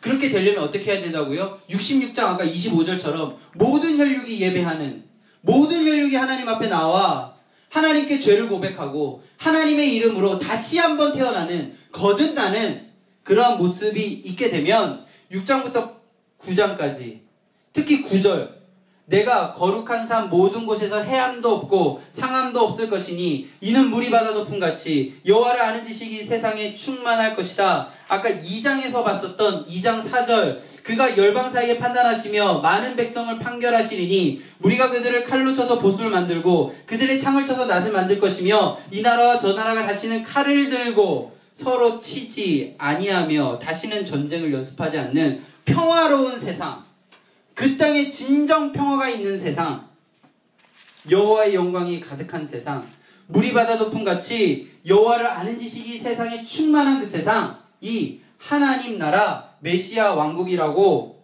이사야 11장에서는 이야기하고 있습니다. 12장 보겠습니다. 12장. 그날에 내가 말하기를 여호와여 주께서 전에는 내게 노하셨사오나 이제는 주의 진노가 돌아섰고 또 또 주께서 나를 아니하시오니 내가 주께 감사하겠나이다 할 것이라. 3절 같이 읽겠습니다. 시작.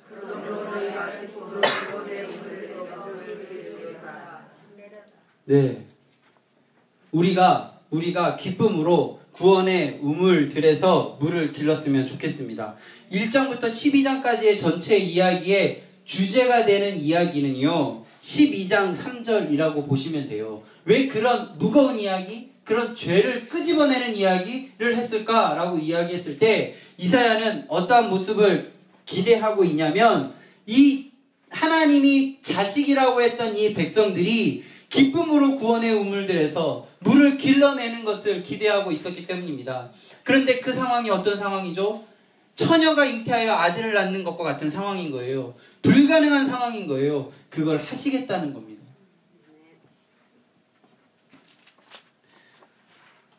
쭉 넘어가세요. 다 보면 너무 좋은데 시간이 없네요. 이사야 40장으로 넘어가겠습니다. 40장 이렇게 손가락 하나 이렇게 걸치시고요. 6장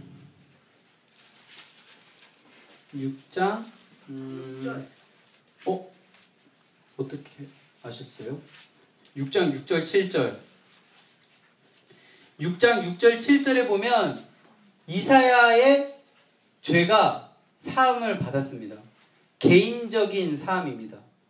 1장부터 39장까지는요, 그런 좀 개인적인 것에 초점이 맞춰지게 되는데요. 이 이야기가 이제 40장으로 가면 어떻게 바뀌게 되냐면요. 40장 2절 한번 보겠습니다. 40장 2절. 같이 읽겠습니다. 시작. 너희는 예루살렘의 마음에 갖도록 말하며 그곳에서 그 노역의 때가 끝났고 죄악의 사함을 받았느니라. 그의 모든 죄로 말미암아 여호와의 손에서 벌을 받았느니라 할지니라 하시라. 네, 노역의 때가 끝났고 죄악의 사함을 받았다. 이때는 언제냐면요, 언제를 산정해 두고 이야기를 하냐면 바벨론 포로로 왜 잡혀갔는지 우리가 생각하면 됩니다. 죄가 굳게 다 달았고 그 땅을 깨끗하게 하기 위해서 여호와 하나님께서 예레미야를 통해서 예언하시죠. 이 땅을 깨끗하게 하는 데는 70년의 시간이 필요한데 그 70년 동안 너희들은 다른 나라에 가 있어야겠다. 그 나라가 바벨론이다 라고 했던 것들을 기억하시면요, 이 40장 2절의 이야기는 이 70년이 다 된 거예요. 이제 이스라엘 백성들은 바벨론에서 다시 예루살렘으로 돌아올 수 있는 것을 의미합니다. 그러면 이제 질문을 하게 되는데, 그렇다면 이사야는 이 바벨론 포로가 끝날 때까지 살았습니까? 라고 물어본다면 아니죠. 아닙니다. 그래서 두 가지를 말씀드리겠습니다. 첫 번째, 이사야가 하나님께 환상을 통해서 1장부터 66장까지의 이야기들을 그 자리에서 환상을 통해서 다 보고 기록했다라고 할 수 있겠죠. 첫 번째 견해는. 두 번째 견해는요, 1장부터 39장까지는 이사야가 썼고 40장부터 그 뒤의 이야기들은 바벨론 포로로 잡혀있던 사람 중 누군가가 썼다라고 할 수 있습니다. 왜냐하면 그냥 글로만 본다면, 그러면 왜 이사야서라고 했느냐라고 물어본다면 첫 번째는 당연히 되겠죠. 이사야가 썼으니까. 두 번째는요, 이 전체적인 흐름이 이사야가 1장부터 39장 안에 있는 이야기가 그대로 흘러가기 때문입니다. 자, 조금 더 쉽게 이야기를 하겠습니다. 이사야 2장을 보면 모든 열방이 전쟁이 필요 없는 상황이 됩니다. 그날은 평화의 날입니다. 그리고요, 11장에 보면 상함도 없고 폐함도 없는 하나님의 나라의 모습이 실제 이사야가 이야기했던 것이 아닙니다. 그렇게 되려면 어떻게 해야 되죠? 모두가 다 같이 나와 예배해야 합니다. 그 예배의 상황 속에서 지금 이사야가 계속 이야기하는 것은 너희들의 죄악상이 지금 북이스라엘의 모습과 동일하게 되어져 가고 있다. 빨리 돌이켜라. 빨리 돌이키지 않으면 너희들도 북이스라엘처럼 멸망하게 된다. 입니다. 그러면 결국에는 이스라엘 사람들 돌이켰나요? 안 돌이켰습니다. 이사야가 예언한 대로 됐죠. 예언한 대로 됐습니다. 돌이키지 않으면 너희들 상하게 될 거다. 거절했으니까. 칼에 죽게 될 거다. 그 예언이 성취가 되어진 겁니다. 성취가 되어져서 이스라엘 백성들은 지금 어디가 있는 거예요? 바벨론에 가 있는 거죠. 그래서 바벨론에 가서 70년 후에 다시 돌아오는 이야기예요. 그래서 결국에는 한 이야기라는 거죠. 그래서 이사야가 쓰든 안 쓰든 아무 상관없는 겁니다. 이사야가 써도 되고 이사야가 아닌 다른 사람이 써도 이사야가 처음 이야기했던 전체적인 예언의 흐름 안에 있기 때문에 누가 썼든 아무 상관없습니다. 그래서 40장부터 이야기는 언제를 이야기하느냐가 우리에게 중요한데 바벨론 포로기에서 돌아올 때를 기억하고 읽어가면 됩니다. 그래서 40장 2절에 보면 노역의 때가 끝났다는 무엇이냐면 70년이 끝났구나. 바벨론 포로의 70년이 끝났구나. 그리고 너희들의 그 죄악이 이 땅의 죄악이 완전히 사함을 받았구나를 의미하는 것입니다. 그래서 여기에서 40장에 보면요. 40장 6절 말하는 자의 소리가 이르되 외치라 대답하되 내가 무엇이라 외치리이까 하니 이르되 나는 모든 육체는 풀이고 그의 모든 아름다움은 들의 꽃과 같다. 사람들이 바라볼 때 사람들의 생각과 모든 것들은 좋아 보이는 모든 것들은 풀과 같고 꽃과 같다 라고 이야기합니다. 그 풀과 꽃은 어떻게 되냐면요. 7절 풀은 마르고 꽃이 시들면 여호와의 기운이 그 위에 불미라. 여호와의 기운이 그 위에 싹 불면 우리가 좋아 보이는 것, 우리가 아름다워 보이는 것 한순간에 시들고 말라버린다는 것입니다. 그래서 8절에 보면요. 풀은 마르고 꽃은 시들지만 우리 하나님의 말씀은 영원히 서 있다는 것입니다. 12절입니다. 누가 손바닥으로 바다를 헤아렸으며 뺨으로 하늘을 쟀으며 땅의 티끌을 되에 담아 보았으며 접시의 저울로 산들을 막대의 저울로 언덕들을 달아 보았으랴. 쭉 그런 얘기들을 합니다. 18절 그런즉 너희가 여호와를 누구와 같이 하겠으며 무슨 형상을 그에게 비기겠느냐. 20절 궁핍한 자는 거제를 드릴 때 썩지 아니하는 나무를 택하고 지혜로운 장인을 구하여 우상을 만들어 흔들리지 않도록 세우느니라. 21절 너희가 알지 못하였느냐 너희가 듣지 못하였느냐 태초부터 너희에게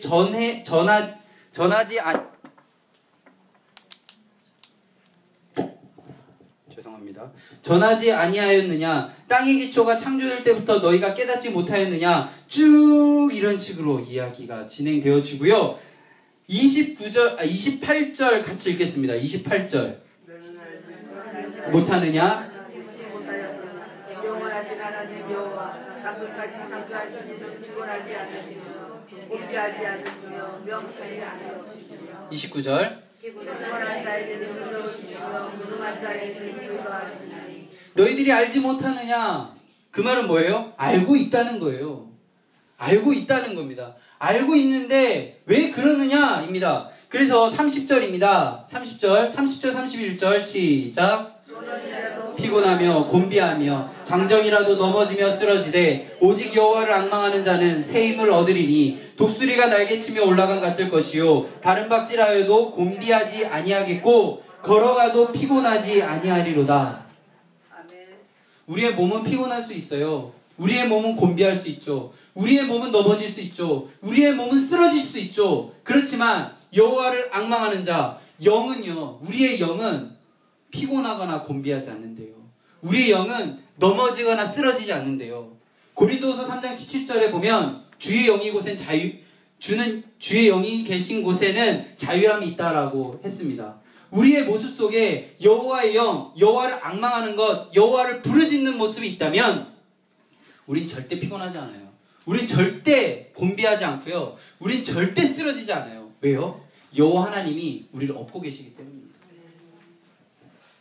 그 41절에 보면 41절이었군요. 41장에 보면 10절입니다. 하나님이 우리와 함께 하시기 때문에 하나님 여호와를 앙망하는 자 10절 시작. 두려워하지 말라 내가 너와 함께 하노라. 놀라지 말라 나는 네 하나님이니라. 내가 너를 울쓰리 아니라 참으로 너를 도와주리라. 참으로 나의 의로운 오른손으로 너를 붙들리라. 14절 같이 다시 읽겠습니다. 시작. 너를 찔러서 너희 이스라엘 사람아 두려워하지 말라. 나 여호와가 말하노니 내가 너를 볼 곳이라. 내 구속자는 이스라엘의 거룩한 이니라. 아멘. 하나님께서 회복해 주셨어요. 하나님이 우리와 함께 하셨어요. 하나님이 두려워하지 말래요. 놀라지 말래요. 그런데 우리들의 모습은 어떻습니까? 벌레 같아요. 벌레 같지만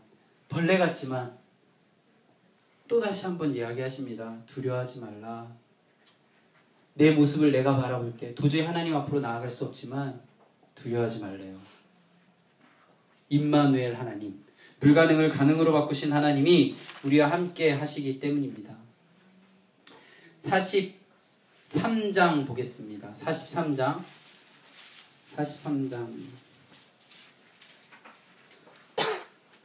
1절 읽겠습니다. 시작. 야곱아 너를 창조하신 여호와께서 지금 말씀하시느니라. 이스라엘아 너를 지으시리라 말씀하시느니라.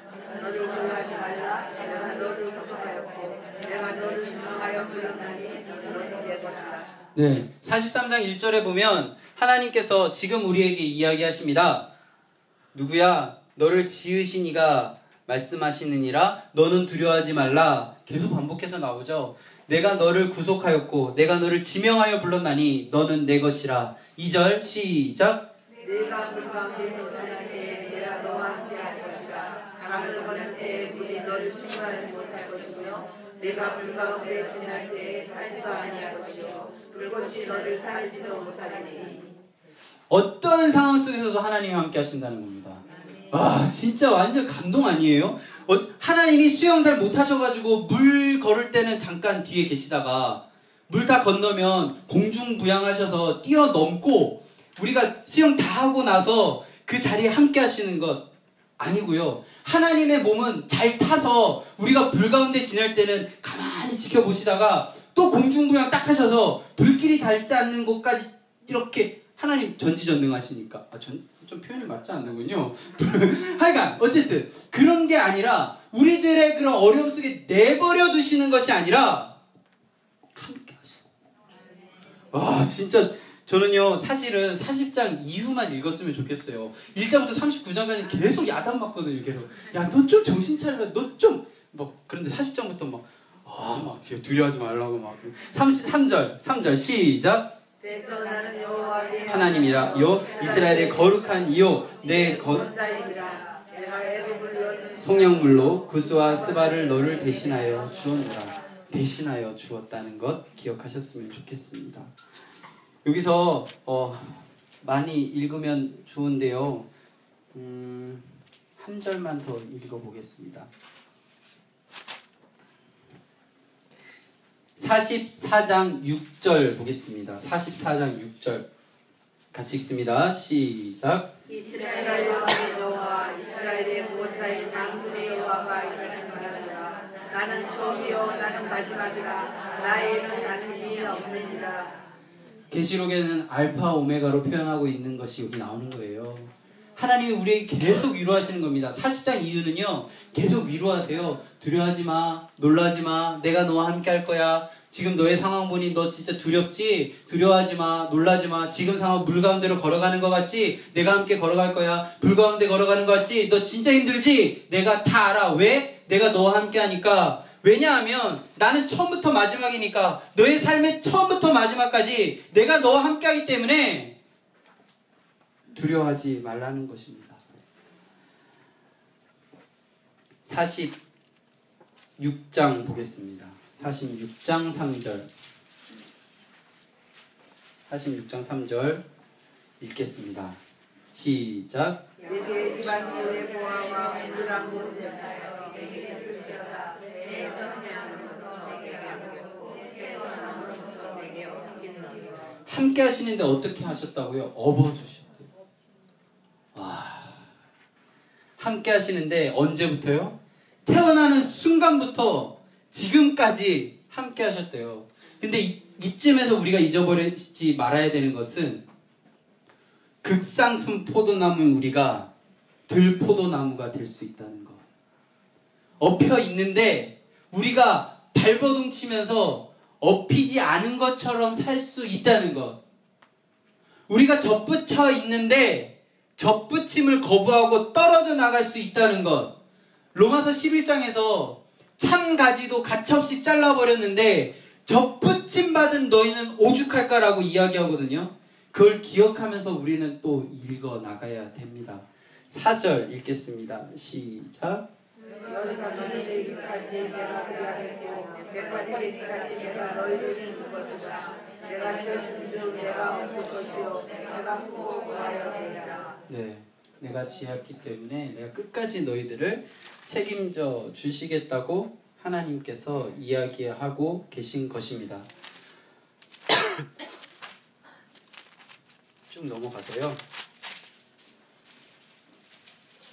제가 처음에 너무 시간을 많이 써서 다 못 읽는데요. 한번 다 읽어보세요. 자, 55장으로 가겠습니다.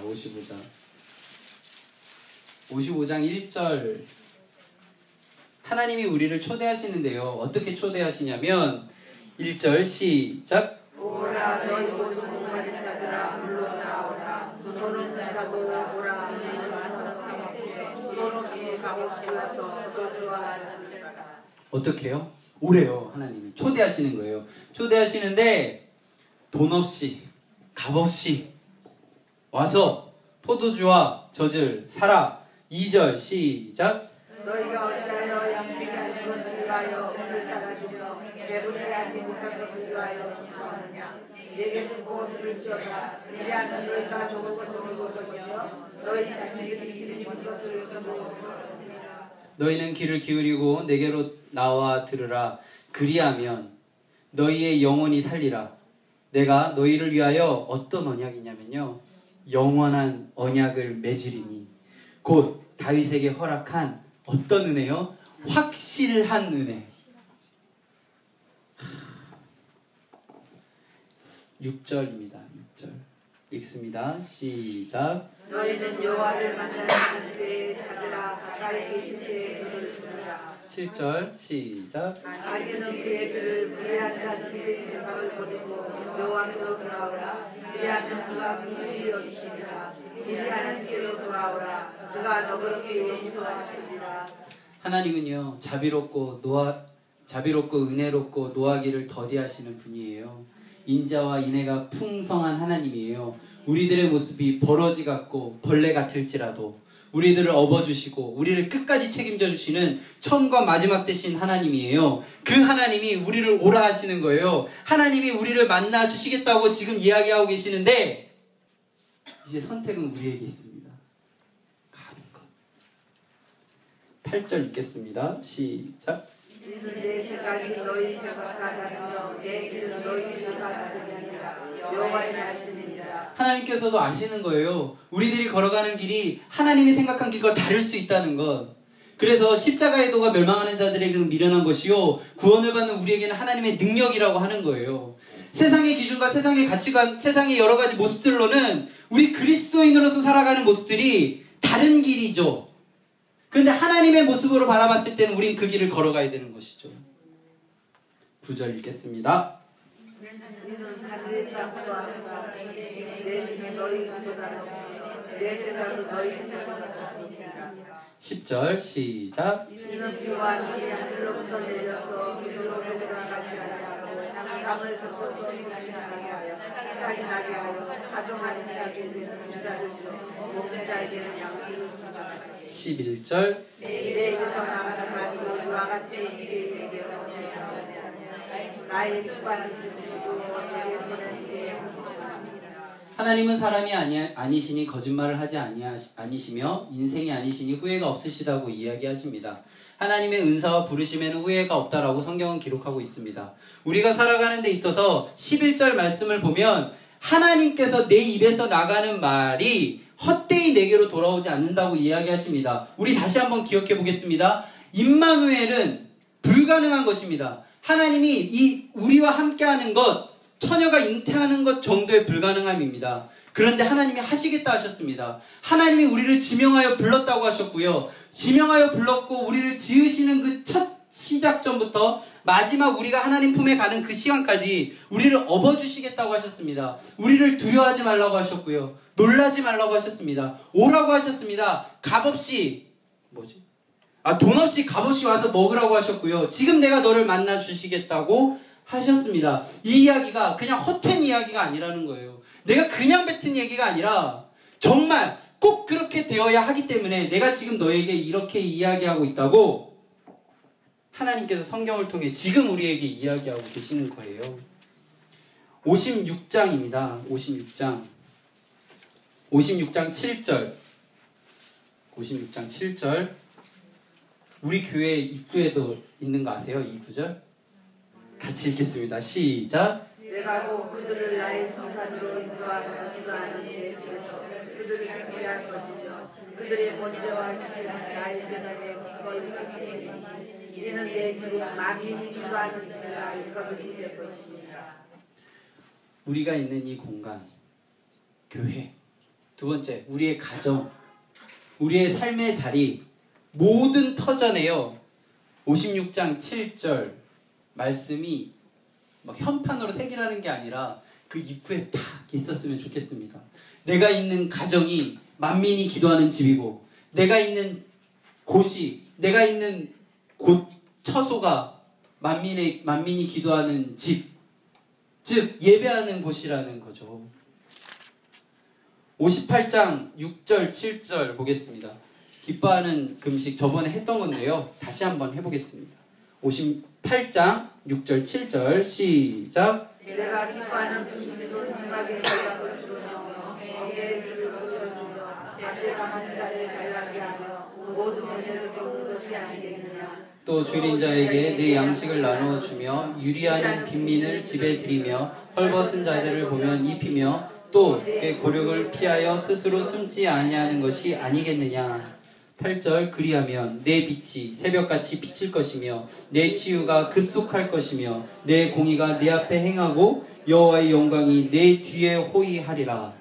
여호와께서 기뻐하시는 금식을 하면 8절 내 빛이 새벽같이 비칠 것이고 내 치유가 급속해질 것이고 내 공의가 내 앞에 행하겠고 여호와의 영광이 내 뒤에 호위한대요. 네. 요즘 세상에 네. 저희가 이게 적용하는 게요 좀 어려워요. 줄인 자, 헐벗은 자 이런 거 적용이 좀 어렵다. 58장 그러면 6절, 7절, 6절부터 9절까지를 조금 제가 설명을 하면요. 금식을 한다는 것은 율법적인 행위라고 생각하시는 게 편하겠네요. 우리가 생각할 때 율법적인 행위를 한다는 것, 아니 신앙적인 행위를 한다는 모든 것들을 생각하면 이 모습 속에 우리가 진짜 바라는 것이 무엇이냐를 먼저 물음표로 던지고요. 자, 금식한다는 것은 내가 원래 먹을 양이 있어요. 그 먹을 양이 있는데 금식하면 그 먹을 양이 남아있는 거예요. 그 남아있을 때 우리는 우리 창고 곳간에 넣는 것이 아니라 그 창고 곳간에 넣는 내 저장하는 것이 아니라 그 먹을 양을 못 먹은 자들에게 나누어 주는 것. 그러니까 58장 6절에서 8절까지 이야기하는 포인트는 1장에 나와 있어요. 결국에는 나만을 위해 살아가는 삶이 아니라 모두가 함께 모여서 모두가 함께 예배할 수 있는 삶, 어떤 약자도 없이 공평하게, 이거는 공산주의 그런 개념이 아니에요. 모두가 함께 즐겁게 할 수 있는 삶을 우리의 모습, 신앙의 모습을 통해서 나타난다면 꼭 금식으로 한정하진 않겠습니다. 우리의 신앙의 모습으로 나타난다면 8절 그 빛이 새벽과 같이 빛나고 치유가 급속해지고, 그 치유라는 건 막 진짜 육체적인 치유도 될 수도 있지만 마음의 치유도 함께 이야기하는 것입니다. 그리고 중요한 건요, 여호와의 영광이 내 뒤에 있다라는 것이죠. 좀 어느 정도 이해되셨어요? 네, 그래서 9절에 이어서 이야기를 제가 읽어보겠습니다. 9절에 보면 내가 부를 때에 나 여호와가 응답하겠고 내가 부르짖을 때에 내가 여기 있다 하리라. 하나님께서요, 우리가 부르짖으면 응답해 주시고요, 하나님이 우리가 구하면 하나님이 함께 해주신다고 이야기하시는 거예요. 마태복음에 보면 잘 아시듯이 구하라, 찾으라, 문 두드리라, 그 이야기랑 연결되어지는 거예요. 그런데 우리는요, 하나님이 내 기도를 들어주실까? 하나님이 내 손을 잡아주실까? 이런 생각을 하잖아요. 그래서 59장 1절에 보면 이렇게 되어 있습니다. 여호와의 손이 짧아 구원하지 못하심도 아니요 귀가 둔하여 듣지 못하심도 아니라 2절 오직 너희 죄악이 너희와 너희 하나님 사이를 갈라 놓았고 너희 죄가 그의 얼굴을 가려서 너희에게서 듣지 않으시게 함이다. 결론은 뭐예요? 우리 안에 있는 죄야 때문에 하나님 손잡아 주심이 느껴지지 않고 하나님이 업어주심이 느껴지지 않고 우리들의 이 기도 소리가 그냥 우리 안에 머물러져 버리는 것이 우리 안의 죄죠. 물론 우리는 죄에서 자유할 수 없는 사람입니다. 죄에서 절대 자유할 수 없는 사람이에요. 그래서 끊임없이 하나님께 우리들의 것들을 아까 레위기 16장에 있는 스스로 속에서 끊임없이 내어내서 하나님의 보좌 앞으로 나아가고 그래도 안 되니까 예수님이 십자가에 달려 돌아가심을 믿고 보혈의 피를 의지해서 가는 겁니다. 내가 만일에 정말 내가 죄를 완전히 씻을 수 있는 어떠한 존재라면 예수님의 피를 의지할 필요가 없죠. 그냥 내가 나가면 되는 거거든요. 내가 하나님께 나아가면 되거든요. 근데 내 죄악이 이게 해결이 안 되는 거예요. 내 능력으로는. 그래서 예수 그리스도의 피를 힘입어서 나가야 되는 것이죠. 그래서 하나님의 손이 짧거나 하나님의 귀가 둔하거나 그래서 우리를 잡지 못하거나 듣지 못하는 상황은 아니라는 것. 60장입니다. 60장 1절 읽습니다. 시작. 일어나라 빛을 발하라 이는 내 빛이 들었고 여호와의 영광이 내 위에 임하였습니다. 일어나라 이렇게 얘기합니다. 빛을 발하라 내 빛이 이르렀고 여호와의 영광이 내 위에 임하였다. 언제까지 앉아 있을래? 이렇게 이야기하는 겁니다. 61장 1, 2, 3절입니다. 61장 1, 2, 3절 1절은 제가 읽겠습니다. 주 여호와의 영이 내게 내리셨으니 이는 여호와께서 내게 기름을 부으사 가난한 자에게 아름다운 소식을 전하게 하려 하심이라. 나를 보내사 마음이 상한 자를 고치며 포로된 자에게 자유를 갇힌 자에게 노임을 선포하며 2절 시작. 여호와의 은혜와 우리 하나님의 보복을 선포하여 모든 슬픈 자를 위하되 3절 시작. 시온에서 슬퍼하는 자에게 화관을 주어 그 죄를 대신하며 기쁨의 기름으로 그 슬픔을 대신하며 찬송의 옷으로 그 근심을 대신하고 그들을 위해 하고 여호와께서 주신 그 영광을 찾아라 일꾼을 발견하게 하시니라. 여호와의 영이 내게 임하셨으니 이는 가난한 자에게 아름다운 소식을 전하게 하시려 함이다. 여호와 영이 내게 임하셨으니 슬픔이 기쁨으로 바뀌고 여호와의 영이 내게 임하셨으니 내 안에 답답함이 시원함으로 바뀌고 내 안에 두려움이 아닌 것으로 바뀌는 여호와의 영이 내게 임하셨으니 그렇게 고백하는 우리가 되어야만 돼요. 이 이야기는요 그냥 이사야만 한 것이 아니라 예수님이요 누가복음 4장에서 처음 설교할 때 본문으로 이것으로 삼으셨어요. 예수님이 이 모습을 이루시기 위해 이 땅에 오셨다는 것.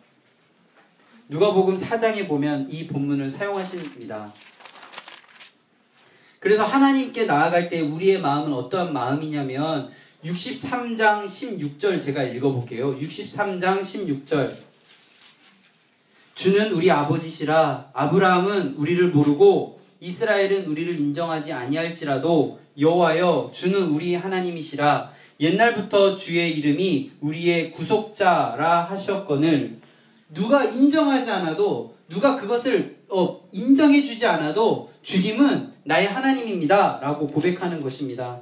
65장 1절입니다. 나는 나를 구하지 아니하던 자에게 물음을 받았으며 나를 찾지 아니하던 자에게 찾아냄이 되었으며 내 이름을 부르지 아니하던 나라가 내가 여기 있노라 하였노라.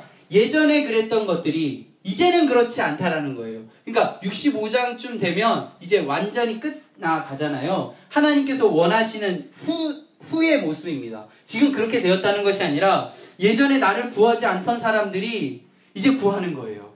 나를 찾지 않던 사람들이 찾는 거고요. 내 이름을 부르지 않던 나라가 하나님의 이름을 부른다는 것. 그게 뭐예요? 아까 66장 마지막에 나와 있는 모든 혈육이 예배하는 모습입니다. 그 모습은요. 17절입니다. 65장 17절 같이 읽겠습니다. 시작. 보라, 내가 새 하늘과 새 땅을 창조하나니 이전 것은 기억되거나 마음에 상하지 아니하리라. 새 하늘과 새 땅이 오면요, 이전 것은 기억되어지지 않는데요.